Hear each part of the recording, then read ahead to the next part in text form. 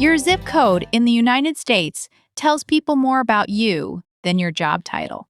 Think about that for a second. Wait, really? More than your job? That sounds intense. It is intense, and it's true. Where an American lives shapes their accent, their voting habits, what they eat for dinner, how they greet strangers on the street, even what they think normal looks like. Okay, I am immediately curious. So today we're talking about geography? We're talking about the three Americas: urban, suburban, rural. And if you want to sound like a native speaker, you need to understand these three worlds because Americans talk about them all the time. I've definitely heard people say I'm a city person or I grew up in the suburbs, but I always thought they were just describing where they sleep. That's the surface level.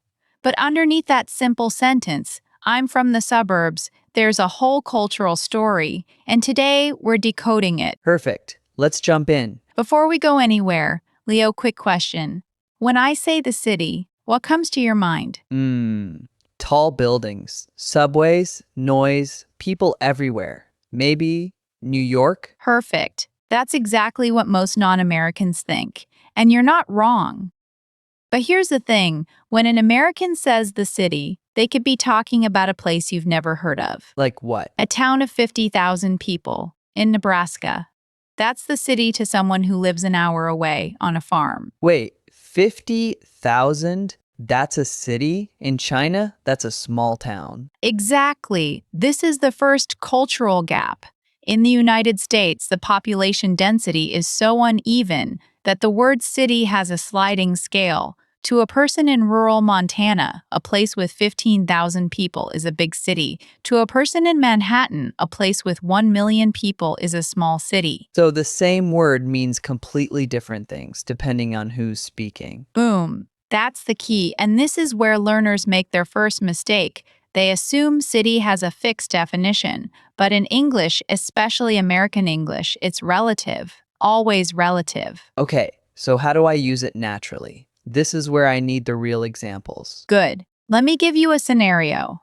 Imagine you're at a dinner party in the US. Someone asks, "Where are you from?" You could say, "I'm from Beijing." That's fine, but a native speaker would often add a second layer. "I'm from the city of Beijing, grew up in the urban center, not the outskirts." So you're locating yourself not just geographically, but culturally. Exactly, and the reverse is true too. If you grew up in a smaller place, you might say, "I'm from a small town in the South," or "I'm from the countryside." Both of those sentences instantly tell your listener something about your upbringing. Okay, so let's break down the three categories. Can you give me a profile for each one? Let's start with urban, city life. Think about this. New York, San Francisco, Chicago, downtown LA.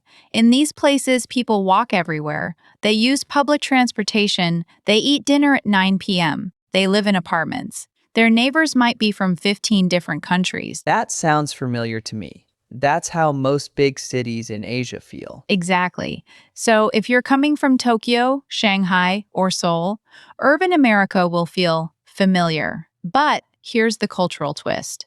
Urban Americans often see themselves as more progressive, more open-minded, and more sophisticated. Do they say that out loud? Not directly, but they'll say things like, "I could never live in the suburbs, too quiet, too much driving," or "I love the energy of the city." These sentences aren't just about traffic versus trains. They're identity statements. Interesting. So saying I love the city is a subtle way of saying I'm this kind of person. You got it. Now let's go to the suburbs. This is the single most important category for an English learner to understand because it's the most distinctively American. Okay, educate me. When I picture American suburbs, I think of big houses with lawns, driveways, families with 2 cars, schools with football fields. Is that accurate? It's so accurate you could teach the class. The American suburb is a post-World War II invention. After the war, the government built highways, and people moved out of the cities.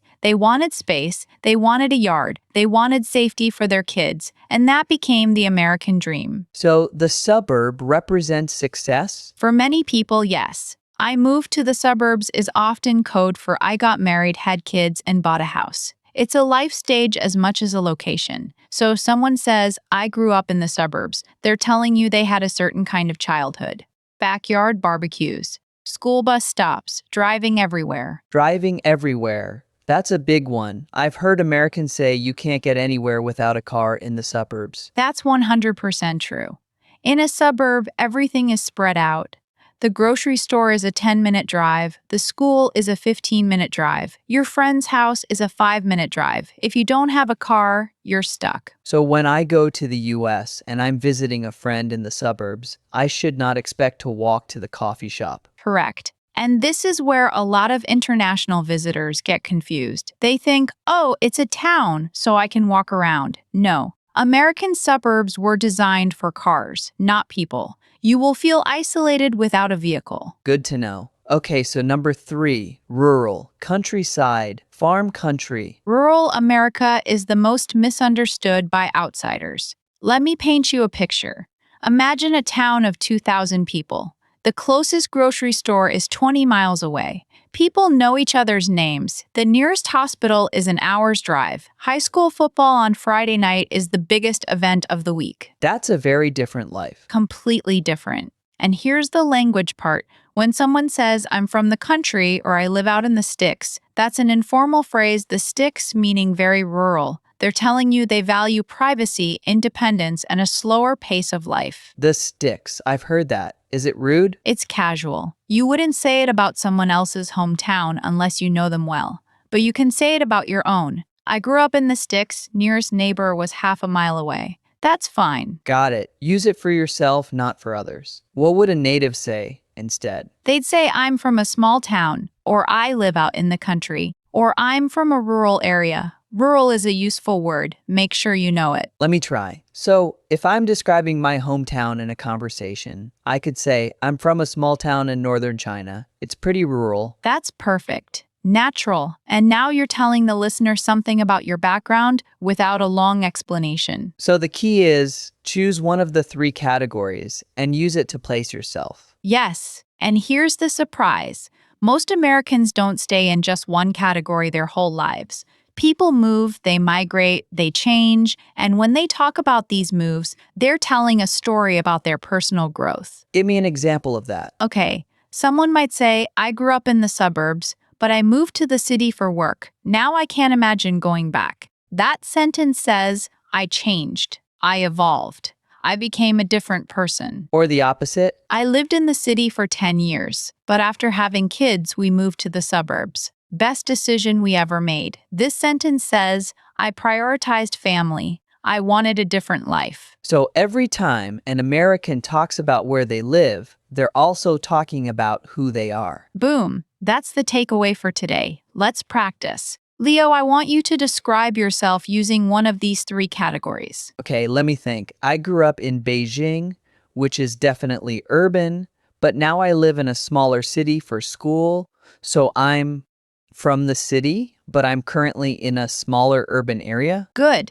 Now say it like a native. I'm a city person, born and raised in Beijing, but right now I'm living in a smaller city for school. That's good. But what if someone asks me, do you prefer city or suburbs? Perfect follow-up. You could say, I'm a city person through and through. I love the energy. The suburbs are too quiet for me. Through and through. That's a nice phrase. It means completely, 100%. I'm a city person through and through. Write that one down. Okay, now I have a question. What about people who live in the suburbs but work in the city? That's common, right? Very common. That's called commuting. Someone might say, I live in the suburbs, but I commute into the city for work. Or I'm a suburbanite, but I work in the city. Suburbanite. That's a word. Suburbanite, city dweller, rural folk. These are identity labels. They're everywhere in American conversation. So after today, when I hear an American say, I'm from the suburbs, I should think, okay, you grew up with a yard, a car, and a school bus. Exactly. And when you hear, I'm from the city, think you probably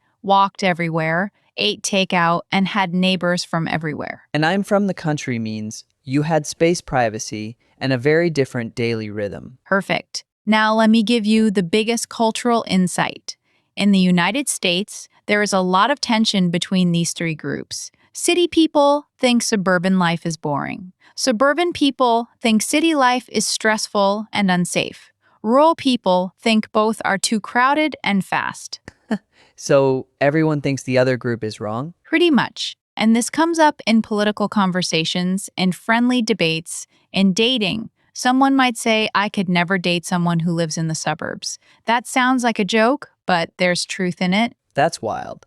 But I think I get it. So if I'm talking to an American and they ask where I live, I should be ready to describe not just the address, but the lifestyle. 100%. Let me give you one more scenario. You're at a party. Someone says, so do you live in the city? Now, you could just say yes or no. Or you could say, no, I'm in the suburbs, about 30 minutes outside of downtown. Which answer sounds more natural? The second one, definitely. Why? Because it gives more information. It helps the other person picture my life. Exactly. And that's what native speakers do. They don't just answer the question, they help the other person see their world. That's a great mindset.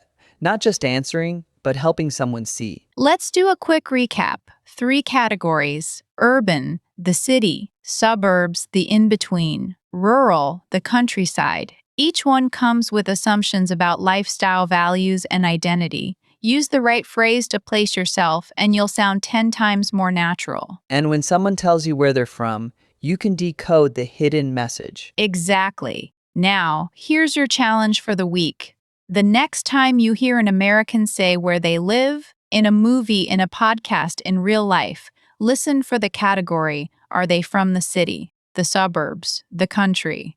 See if you can guess their lifestyle. That's a fun game. I'm going to do that. And you can practice too. Next time someone asks where you're from, try adding one category word. I'm from a small town in, or I live in the city center of. See how it changes the conversation. I love that. Maya, this was super practical. Thank you. You're welcome, Leo. And to everyone listening, if you want to understand Americans better, start with their zip code. It tells you more than you think. That's all for today. If this was helpful, hit subscribe and leave us a comment. Tell us where you're from, city, suburbs, or country. We read every one. Thanks for listening. See you next time. Bye!